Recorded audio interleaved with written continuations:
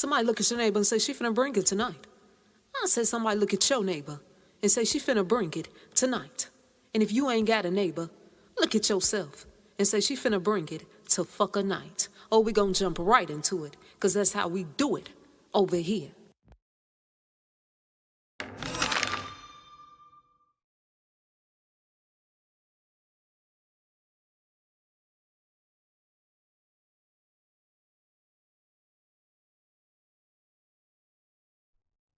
I ain't gonna tarry too long tonight, y'all.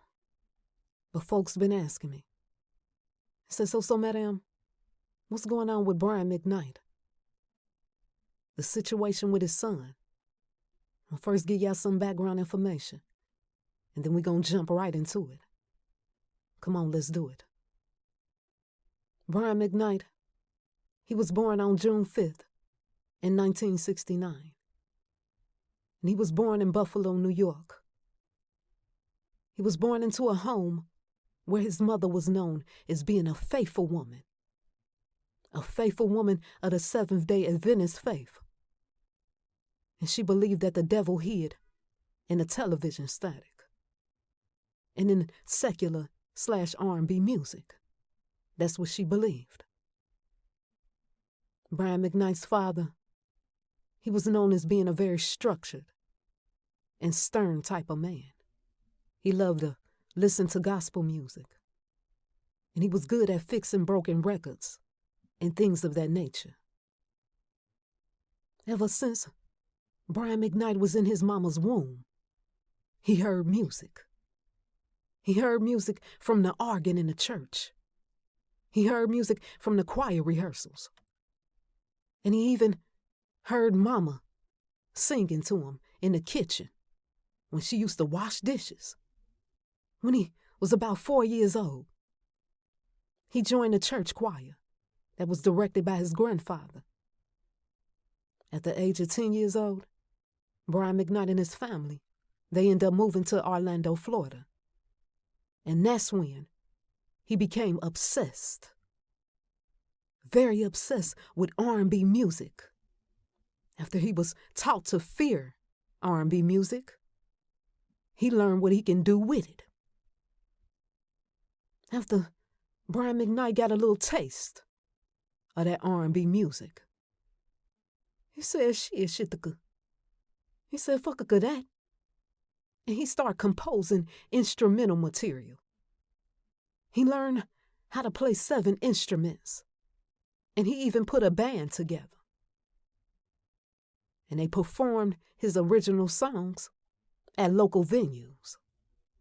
By the age of 18 years old, Brian McKnight, he was offered a publishing deal. And he later ended up moving to Los Angeles.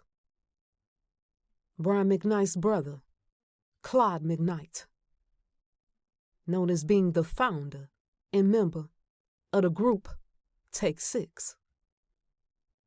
His brother and the group ended up signing a record deal with Warner Brothers. Brian McKnight saw how his brother Claude and his band was so successful, at coming up and things of that nature. So Brian McKnight, he shopped his own demo tapes. And by the age of 19, he signed his first recording deal with Mercury Records / Wing Records. And in the year 1992, he released his self-titled debut album, Brian McKnight. And it peaked at number 58 on a Billboard 200 chart. And he continued to make other songs, etc. In the year 1998, Brian McKnight signed with Motown.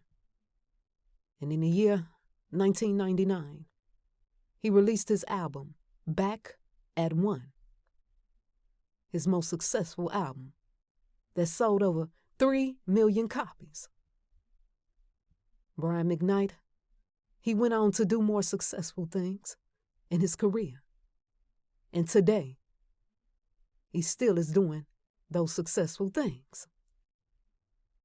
He became one of the richest celebrities of our time today. Now, We fast forward to today.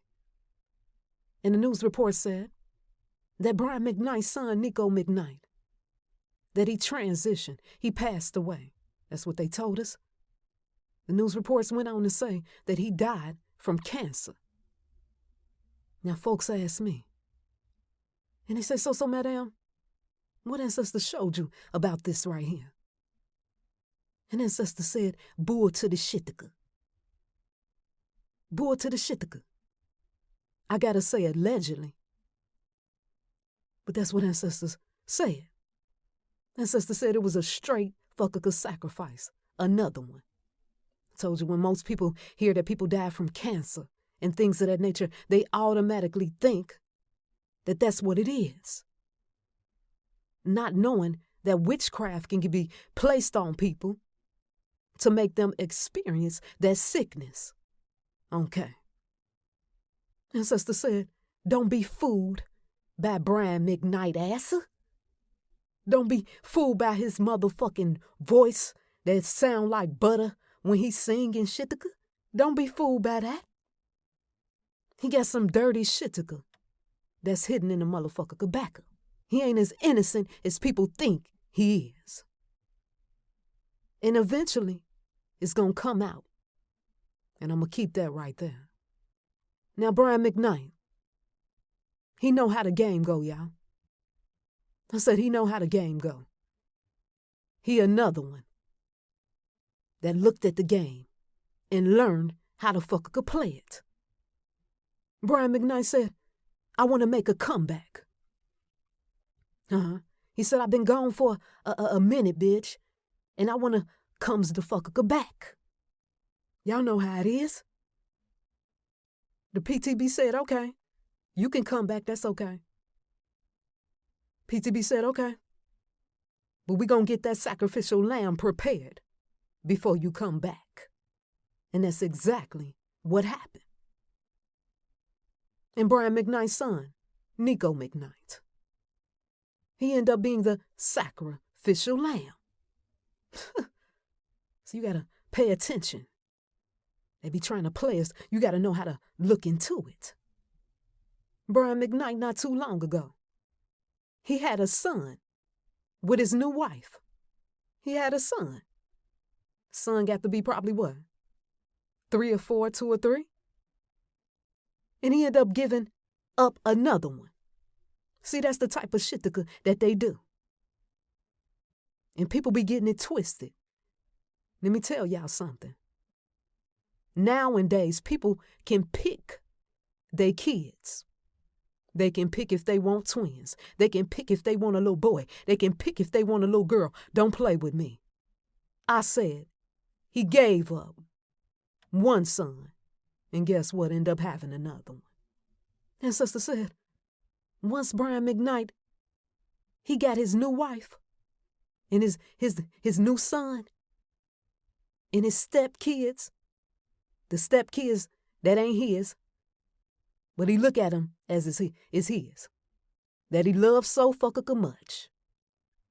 And he said, fuckaka, my other biological kids. I got a new family now. Catch that on flick. Right now, what's going on? Brian McKnight is happy with his new wife, his kids. He happy. Said, I ain't paying attention to that old family. Yeah, they're my kids, but I don't care about them. And sister said, they're going to show me signs. And they want me to give it to y'all. The type of stuff that I'm going to be showing now and different things. It's going to make people think, but they ain't going to be able to deny it. They can try, like this one right here. Brian McKnight. He got 3 songs. That's right. He got 3 songs. One Last Cry, Back at One, and Win. That's the name of the 3 songs. Now let's put it together. That's what ancestors gave me. One Last Cry. What do that mean? Meaning letting go of what he once loved. His son. He loved his son at a point of time. The final cry before transformation. One last cry. That's the title of his song. Back at one. Meaning after the sacrifice of his son, he start over. Or he have a rebirth in the industry. That's what that song Back at One. And the song called Win. Put it together. Everybody know what a win is. The fucker reward to go higher in his career once he gave up the blood sacrifice. Y'all know what it is. Put it together. One last cry, back at one, and a win. Showing you. Showing you what? The sacrificial footprints in the motherfucker song. And sister said, we gonna call it out. And sister said, we gonna show you the footprints of the sacrifice. Y'all know how we do it over here? Murder by them fuckers numbers. Brian McKnight's son, Nico McKnight. He passed away on May 29th, 2025. Let's put those numbers together and see what we get.